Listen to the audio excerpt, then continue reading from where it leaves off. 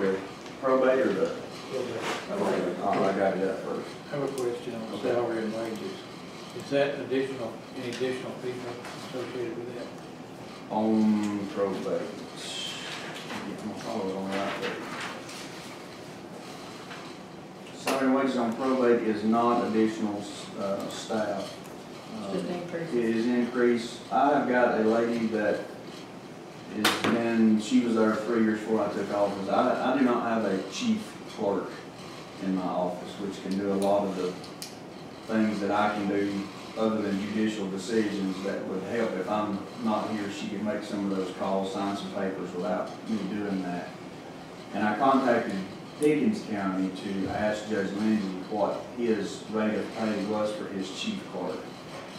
He hired her last year. She's been there less than a year, maybe right at a year now.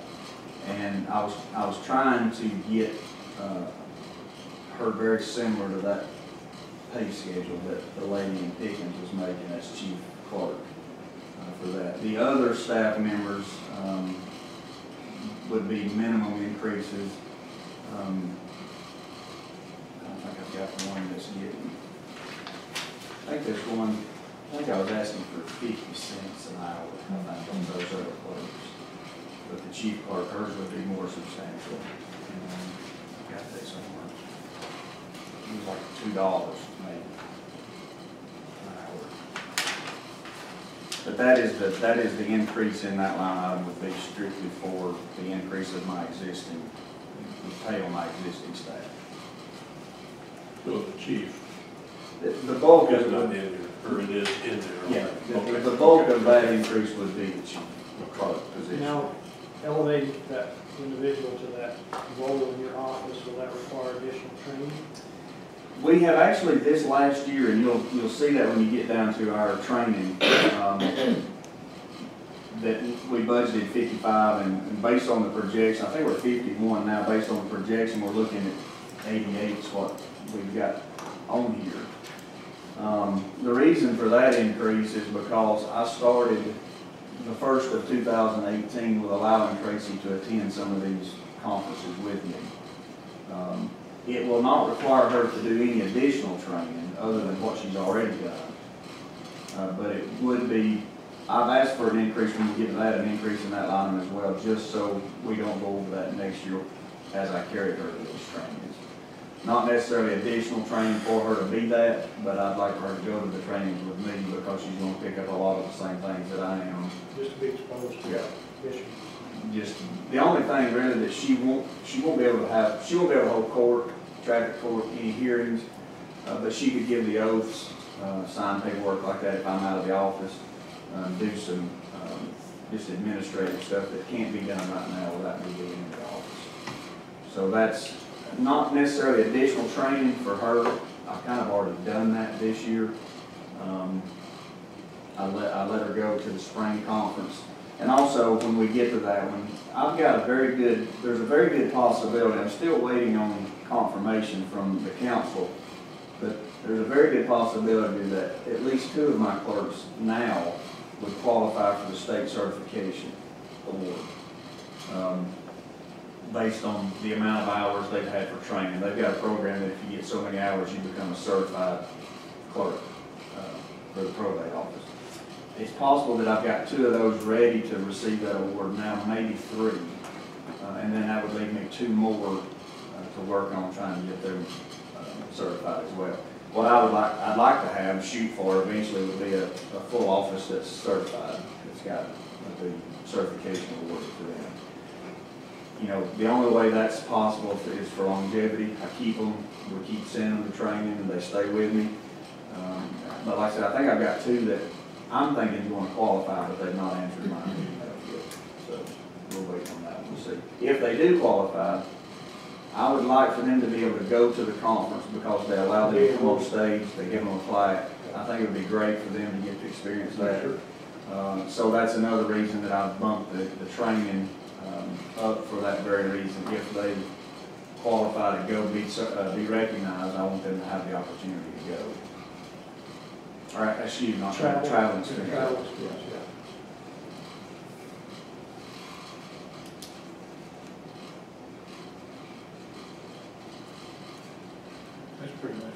questions that I have. I think everything else stayed this, I think that was really the only two line items that changed a whole lot. Was the travel expenses for that and for the, just an increase in their hourly rate. And I asked Sandy, and I know that there is an expectation, there's a line drawn out there that the position that you're in, you're gonna hit the ceiling.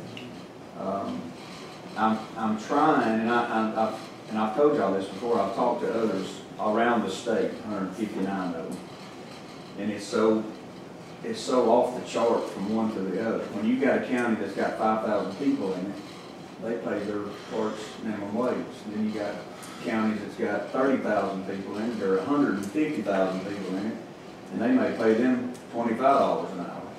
So it's so spread out. And what I would like to do is to be able to have my employees be at such a nice pay rate that they wouldn't want to leave my office and go to Rogers or to Glen Sue's or to Becky's. Or, I wouldn't want them to move around the courthouse. If they leave Gilmer County and go to work in Atlanta making more, I can't compete with that.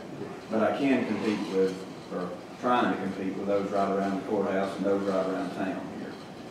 The last thing I want to do, and I've learned this through business, spend time and effort and money to train them, and then them go across town and use their talent that you paid for somewhere else.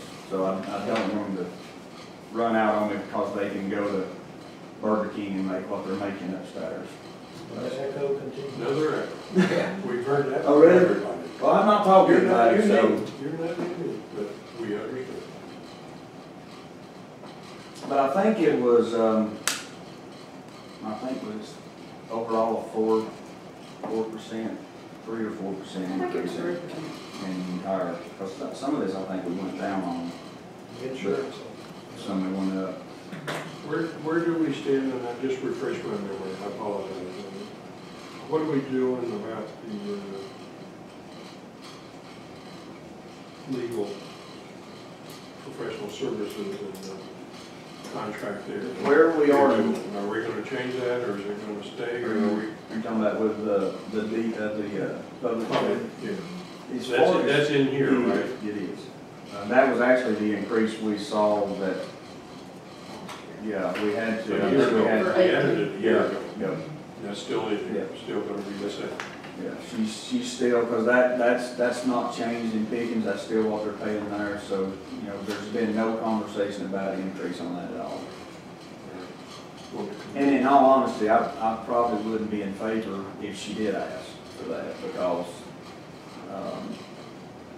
there's days in traffic court that she does, not a whole lot, just kind of sits there, and if they qualify, then she'll talk to them, but if they don't, then she's really not doing a whole lot of work. But now there are days that she's never sits down, so I think that it washes. So I don't know that if she was to request needing more, I'd probably have to really scrutinize why, because of what I've seen over the last year. And I don't know if we've addressed the whole public defender's office being budgeted to put somebody in my courtroom or not. I know that was a big debate that kind of. I would not look for that. If that changes, then we could look at taking that out. Public But defense until then, position on that is that they do not provide. And I don't see a change in that short of a really big battle. well, I'm assuming with the new public defender, nothing has changed, because I think. I don't know about that. Okay. Well, that's a good question. Yeah. Clint Hooker? Clint Hooker is the new public defender, if I understand correctly.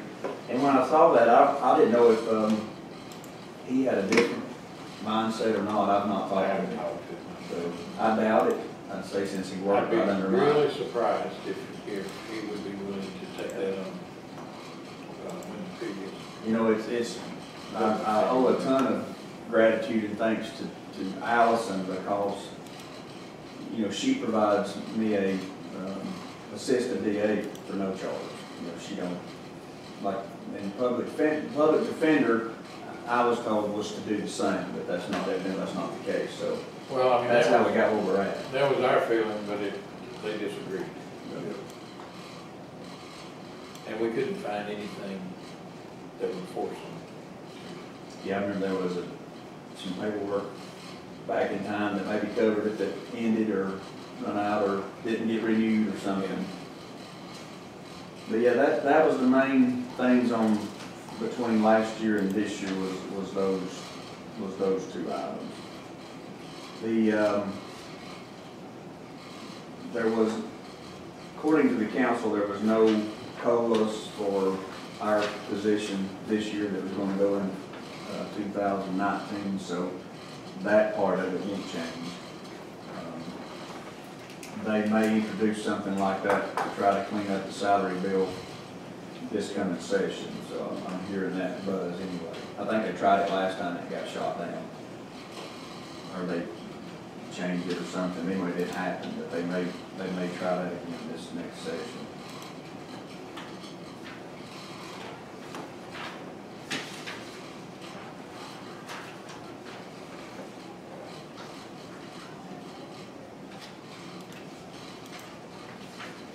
I think as far as where I'm at computer-wise, I'm good. As far as I know, I'm in good shape. We've had to purchase a couple of new ones. We bought a couple of laptops that we carry into the courtroom with us now, which has been a great help.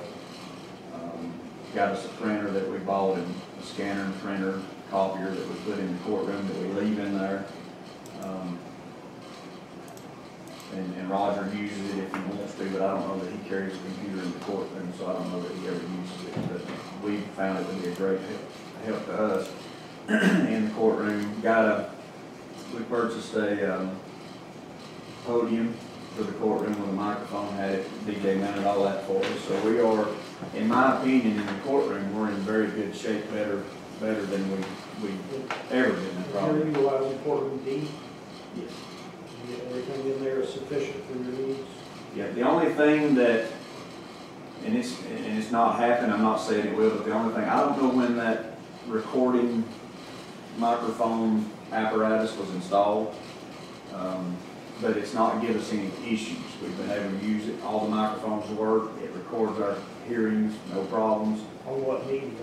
It's a DVD or a CD, and like I said, we've not had any issues with that. I don't know how old it is, but they're making a day when it messes up, but I don't know if that would be me or Roger or. How often is that, do you go back and utilize those recordings? Is that common? No, it's not really been since I've been in office.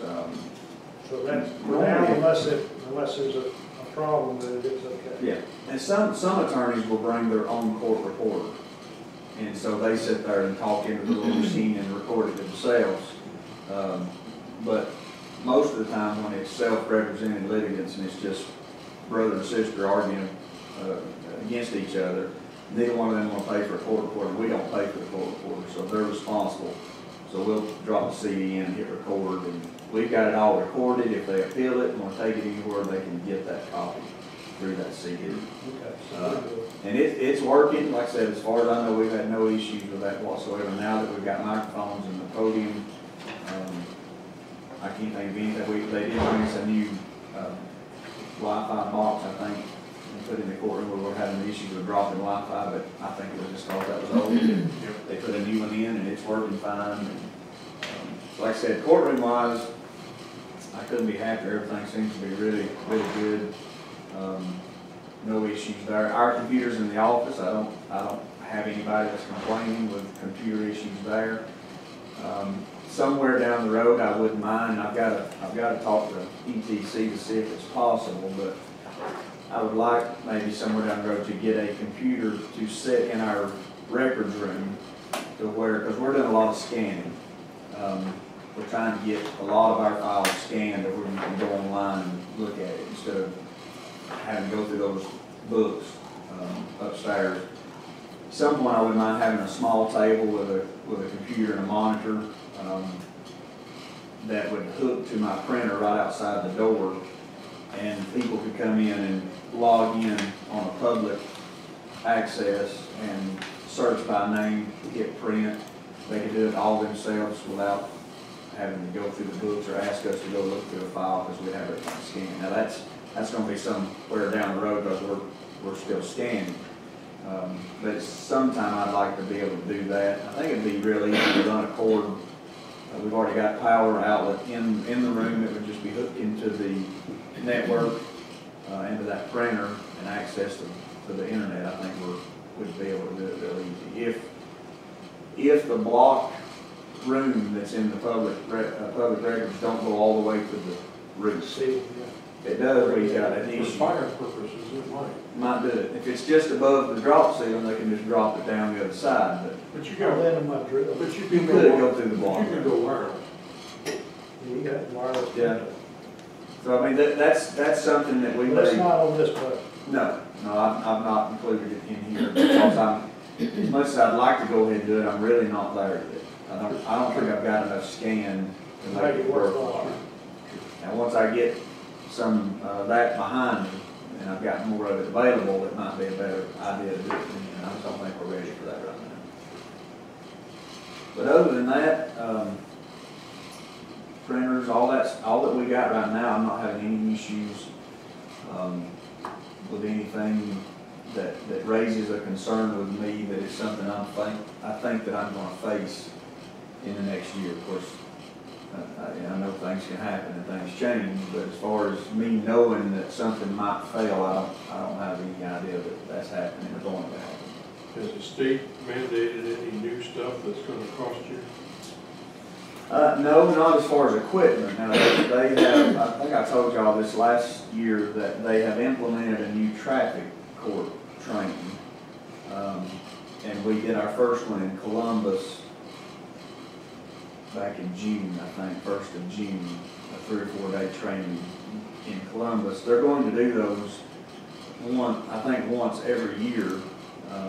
And you gotta have so many hours to be certified in that. That's a new training that they've implemented since I took office, which I think is a good thing, and I appreciate them doing it, because that was one of my biggest fears when I took office, was the traffic side of it. But now they've made training for that, for especially those of us that have never done traffic, and it's been really good. I really enjoyed the training. But that's something new that they've implemented. Probate wise, I don't see anything new coming. Elections I do, mainly because of the machines. But probate, I don't foresee any new training that they're going to throw at us right now. They've not talked about any. The other thing last year that kind of was new to me was I got invited to come to the leadership training, which I wasn't expecting that, but out of that leadership training, I was appointed to 7 committees, which I definitely wasn't expecting that. But through those committees, as of yet, we've not had to go anywhere to do a meeting. I don't know if these will be by phone, email, or what, but there's going to be some of them that we may have to get together on, and if we do, then that would be, I don't know how to account for that, because I don't know if it's going to happen, and I hate to say that it is, and I need this added to the budget, so I'll have to play that one by ear. But so far, it's all been, the ones we have had has been by email and phone. But I'm on the legislative committee, which I figure they're going to want to meet at some point, and maybe even go to the Capitol and feed them hot dogs. You know, so that may come, but I don't know, so I didn't include it in here. But other than that, I think everything's going good. Let me ask you about elections. Okay. Precincts. How many do we have? 13. 13 precincts. I hate to say this, but I think some of those locations are not very good locations or very good physical condition. Some of them are handicapped accessible, I believe. Someday we're going to have a problem. Do do we ever want to, and I know, I remember one county tried to close some, and they got shot down about as fast as People that live in those communities would go by. Yeah. I don't want to recommend that, but are we going to need some capital funds or something to keep using those? And also, did you get resolved the pay for the poll workers? Is that working? That's two questions I got. Okay, number one, the precincts, we currently have 13 precincts. We have 5, 1, 2, 4. We have 4 that are probably within a mile of each other. Yes, we do. It's my intentions, starting next year, to have town hall meetings in these precincts, invite everybody to come and say, we're considering the idea of combining precincts to where we can eliminate the rent that we've got to pay. Consolidate, sorry. I said combine all day. Consolidate, to where we can save on rent, because I think that, I know we have a precinct at the Civic Center, which I think is county owned, so there is, as far as I know, there's no rent on that one. The Lions Club, we may pay rent there. Don't think so. We don't. Shriners Hall, I'm not sure if we pay rent there or not. East LJ City Hall.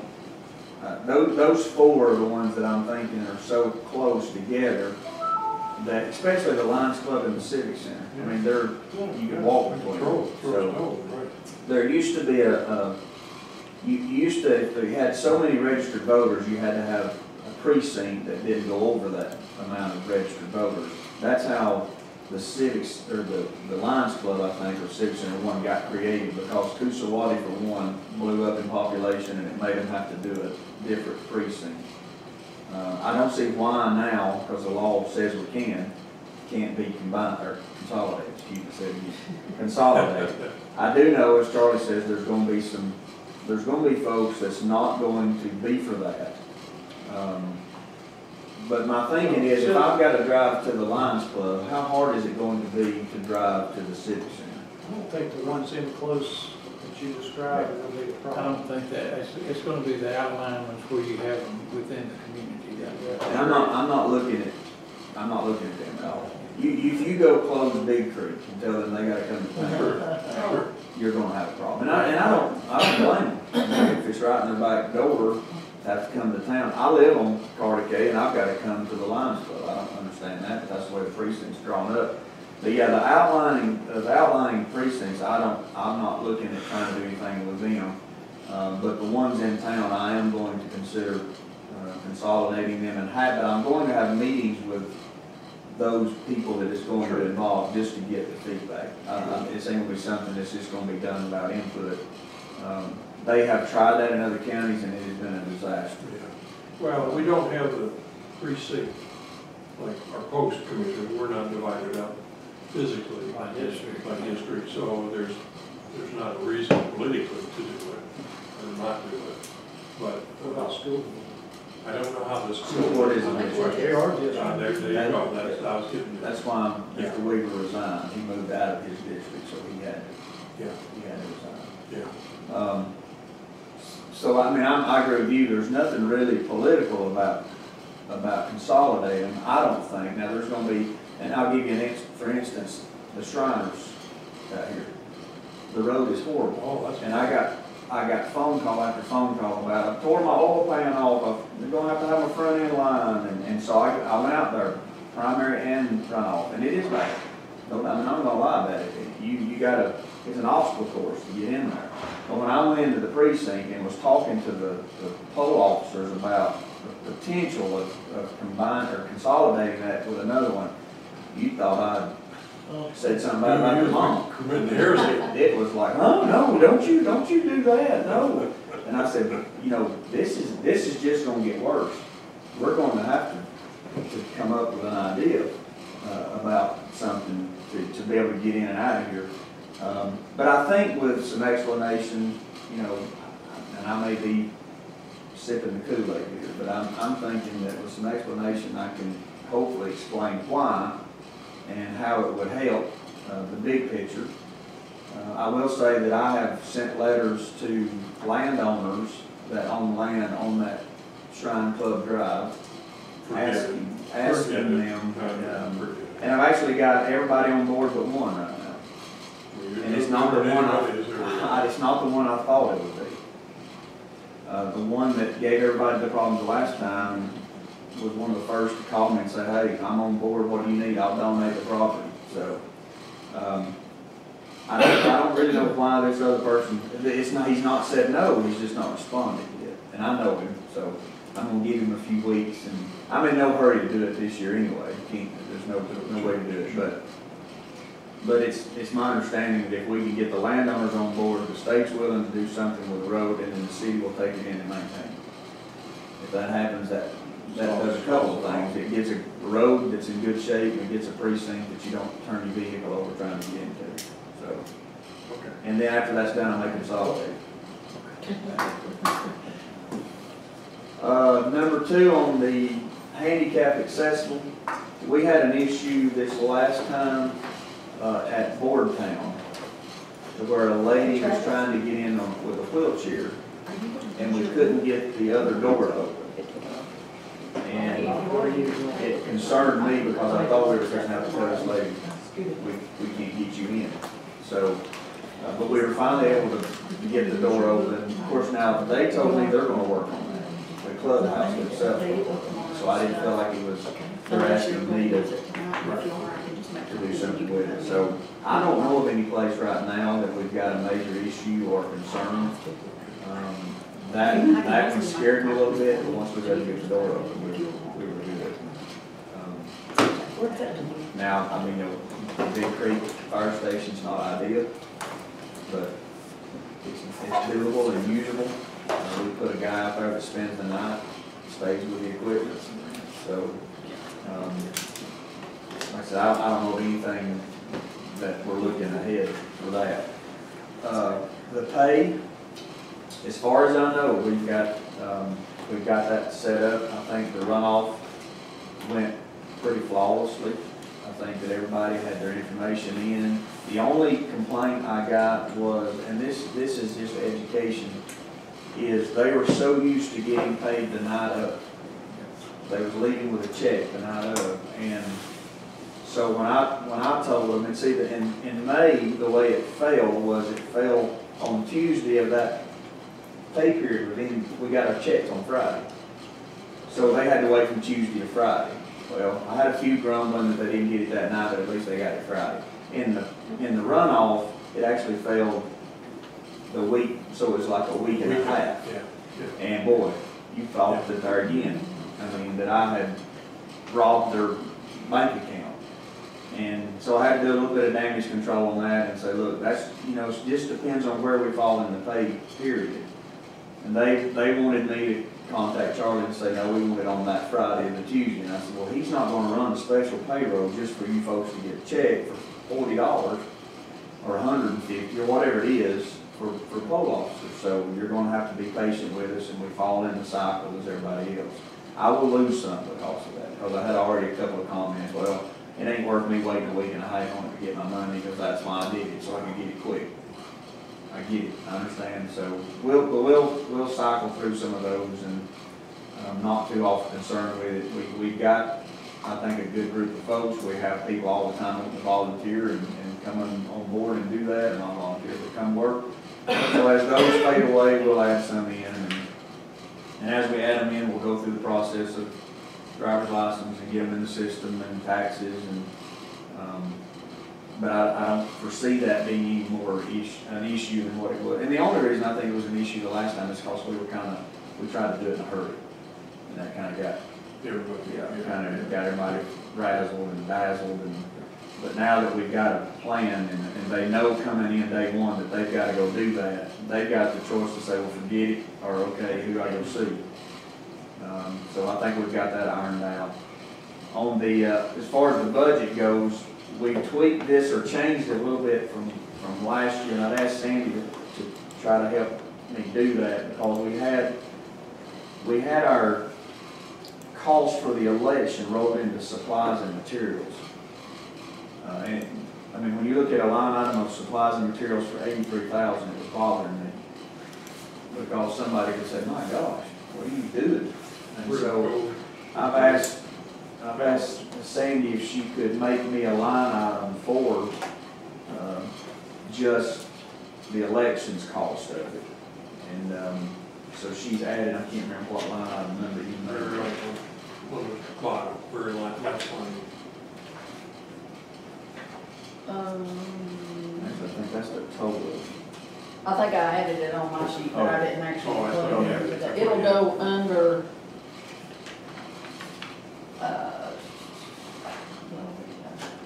it'll go under, yeah, it'll be added under that supply and materials line, Okay. and it'll just be labeled election costs. Did we have anything for that when this go around? Because I don't have that on here. We're not expecting there to be an Well, election next year. The 7,400, There will be. Really? What would it be? Oh. Well, thanks, Dallas. I didn't know that, so we didn't include it. Is my prediction. Next year? It's supposed to be on the ballot in November. But that's me to pass this. that was my second information. As long as it's not supply. So anyway, on the top up here on the salary and wages, what we've done there, last year we had 17 and it's at 33 this year, simply because we've now added the poll workers in, or poll officers into that line item, so it's increased it. Which then, the travel and expenses, I've left it at 2,500, and I may kick myself for that. I don't know exactly what we're going to have to go through as far as the training on the new machines. It's my understanding that the new machines are probably going to be very similar to what we've got. So as far as operating, I don't think it's going to be learning from scratch. The only thing it's going to offer that what we have now does not is it's going to print you out the results of what you voted. And then you're going to hand that piece of paper to somebody. So you're actually going to be able to see and hold in your hand that this is what my ballot was, and hand it to somebody. Evidently, that's going to make people happy for about 6 months, and then they're going to say, well, how do I know that that paper actually got counted right there? So you're never going to win that. No, you can't. But the machines that we've seen, the ones that everybody has liked and the state seems to like, is the one that prints off a piece of paper that shows you your actual ballot as you voted, and then you hand it to somebody. So I don't see a whole lot of training really in that, because it should be very similar to what we had. We did increase the education and training, because in 2019 we will have 2 conferences, because 2020 is a presidential election year, so we won't have an election in 2020 from what I'm being told. So because of the 2 conferences and the new machines, we've added to that line item, and then we've added to the salary and wages because we've included the poll workers in that as well. The 2,500 for travel and expenses, if we do have extended training, or they do want to do more training on the machines for whatever reason, then that might change as we go along, but I don't know that for a fact yet, so I didn't want to add to that and it not be what we needed.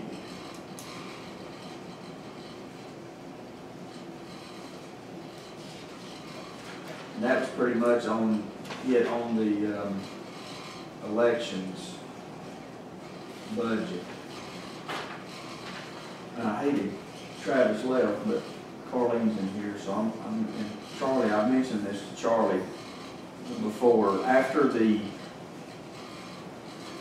nightmare, in my opinion, or the maybe a hiccup in some people's eyes, but the Danny Hall situation from last year, Gilmer County is currently, I went through, and this is how fast this changes.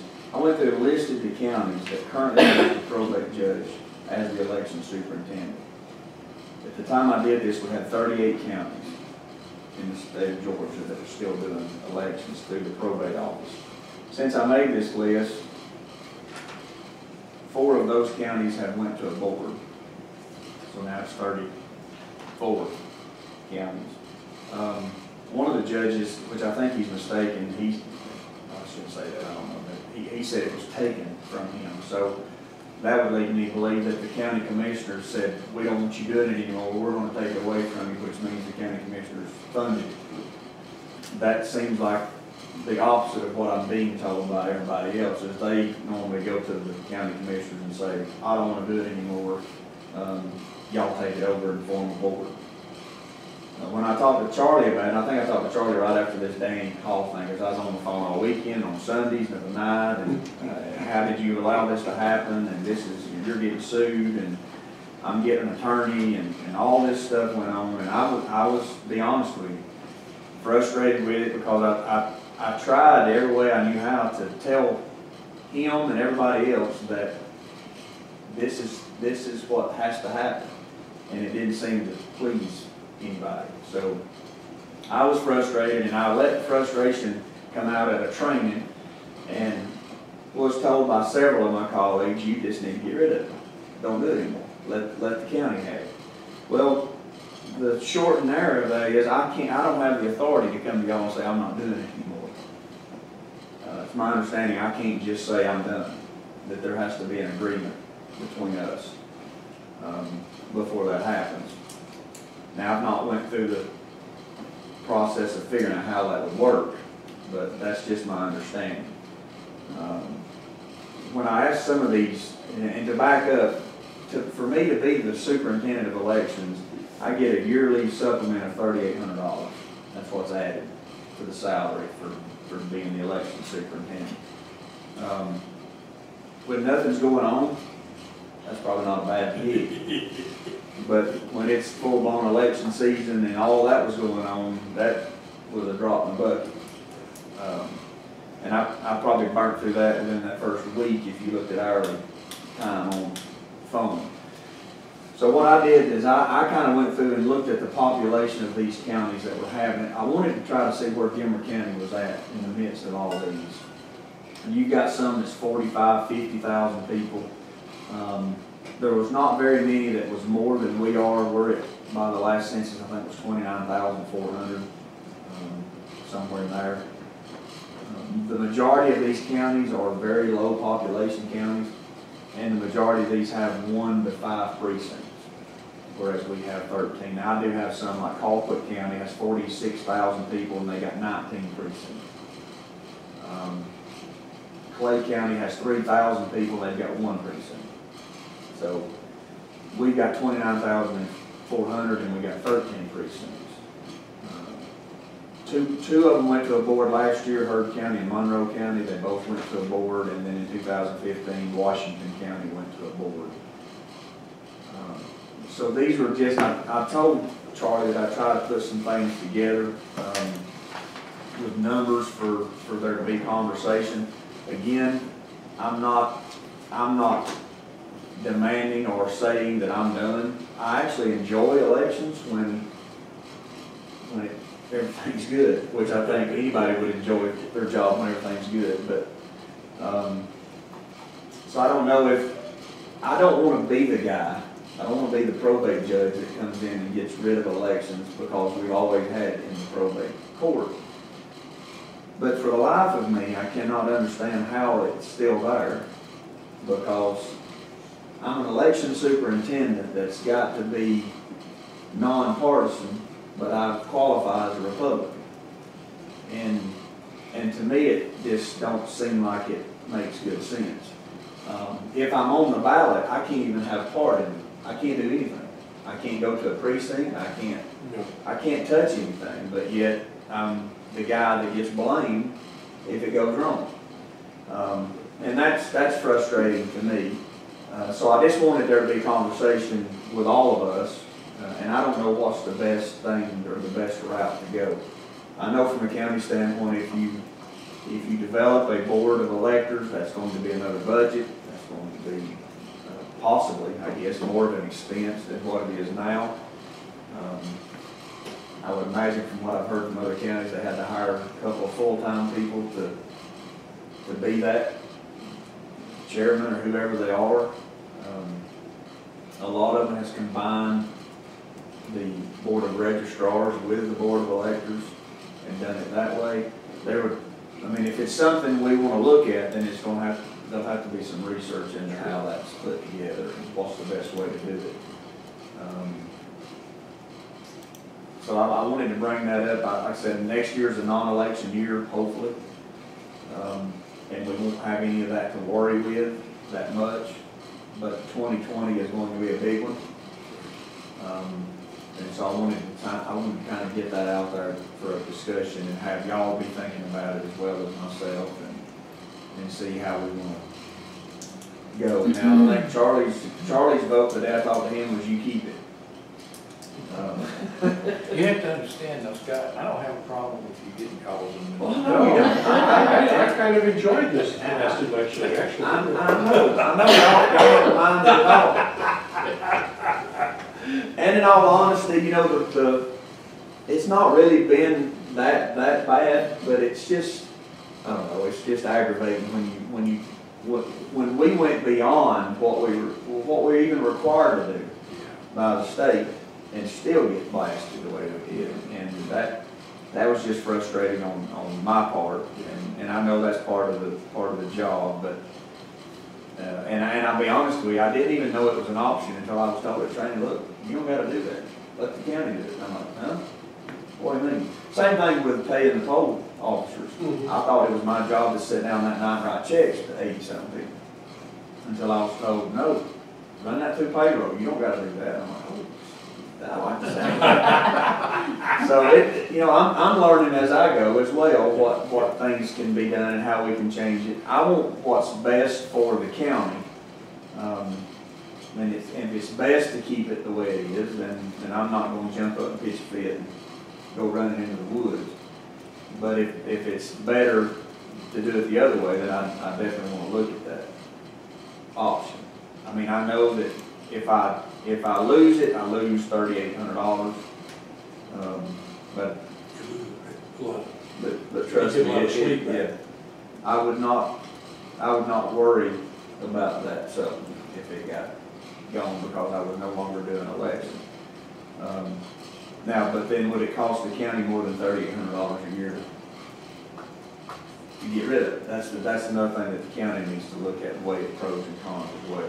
So I just want to throw that out there. We got time to talk about it. That's something we need to sit down and talk more in detail sometime in the future. There may be some things that the next census in 2020, we may bump up and become a different class county, right? Isn't 30,000 or is it 30? 29, we've already went to, Was it 29? Kicked us over? 29. Okay, so we don't have to make a lot of changes. Well, we really didn't make a lot of changes then. I'm sorry. I was trying to think where I saw the estimated, I think it was ACCG, estimated us over at 30,000 now. Oh, yeah. Over 30,000. But the Not latest. real, not a real number. Well, that's an estimated number. It's all estimated really at this point, even the 29.4. But supposedly the 29.4 is based on some census Right. references. I'm not sure that 30,000 is, but 29,000 was the breakover point. But now the only changes that made was essentially in the salaries of the elected officials. I don't know that there were any others. I think you're right. The population was that is a factor in the salary. I thought there were some others. It's tiered. I thought there were some others, but okay. I did call I called the surrounding counties that touch Gilmer, for the most part, Fannin, Pickens, Murray, and Dawson, and all of these surrounding counties. The only county I know of up here with us that the probate judge still does elections, White County. Garrison Baker's been in office 44 years, 42 years, I think. He's done elections. He's like the kingpin of elections. So we're kind of the only two up in this way. Now there may be some over northwest Georgia that I'm not thinking of, but Fannin County's budget, they've got a combined board. Their budget's $292,000 a year. Or this was the last budget we got from them, their number. Pickens County was $334,000 a year. Is that for the board that you're talking about? That's for the combination of the registrar and the electors board to run the elections. I don't know how they've got it all set up, but I was just asking them what y'all's budget for your board of elections registrar all together. Because I think all these counties have done a joint board where they put that together. Dawson County was $258,000. Murray County was $159,000. And I asked Tammy, how in the world is that? She said, don't compare Murray with nothing. So I'm not sure what's going on there, but she said, you can't use Murray as a something to go by. And I said, okay. But those are just there, and I wanted to try to get, is that an every year budget, or is that an election year, and then a non-election year is nothing? Kind of like, you know, how ours used to be here. It's when there was an election, we figured 26,000 per, and that was the budget, pretty much that, and everything else added. So I don't know if this is a every year kind of budget. I know Fannin County told us they've got 2 full-time people that work, that they got salary when they combined their board. And I think what we've got next door is Nelda's, I don't know if she's full-time, I think she's part-time, and then Tammy works the other part-time of that. Do they have a full-time worker in the registrar's office? As a 40-hour? So, you know, that's something that would be added to the budget expense on that. So it's just something we need to kind of look at and get some. Okay. But that, as far as I know, that's it from me on elections and probate both, unless y'all have questions for me. Nope. You answered it. Appreciate it, Scott. Well, thank y'all very much. Thank you. Keep up the good work. Am I the last one, or y'all have more? When do you have a wedding The coming up? last one. This is it, October 28th. He's got a wedding coming up too. Oh, Really? You got one coming up? November 17th. Really? I've already been there and done that. I got one coming up. Do you? This is silly. My 75-year-old twin sister is getting married this I year. don't know. Oh, that's fun. Her husband died about 5 years ago. It surprised us all when she called and said, I'm engaged. So we're gonna have a blast. Well, good. We're gonna have a blast. A blast from the past. This will be our first one. November 17th. Oh, okay. Is this the first grandchild that's getting married, or is this a daughter? The Or is youngest this daughter. youngest daughter? How old's your youngest daughter? How old? 35. Oh, really? Okay. Where, y'all having it out of town somewhere, or? Panama City Beach. Oh, Lord. Yeah. One of them beach weddings. Beach wedding. We're having our, Madison, she's our firstborn. She's having hers at South Farm. Is that right? Deep South. Deep South, out here on Mulkey Road. We may have to move ours up earlier than the 17th because I'm not sure I'm going to have money enough to last till the 17th. Oh, yes, you are. Rate is going Yeah. up. Oh, boy. Oh, I wake up at night in a sweat sometimes. All I hear is, hey, I need more money for this. I'm like, God, I told y'all Mark started trying, when he started the process, he started trying to keep up with it in his phone. How much we spent on this? He just wanted to, no, he made it until we made about the second Yeah. payment to the florist, and that's as far as he got. because if I kept And I haven't up told with him it, anything You don't different. if I kept up with one in the tally, me and Tanya would be at each other's throat. Yeah. Yeah. You- Because Mama wants everything to be, It was. I was in the backyard with some balloons, but- is that on video? Is that on video that I said I did in the backyard with balloons? I'll tell I'm in you trouble. that. I'll tell you that. Thank y'all. Thank Thank you. you.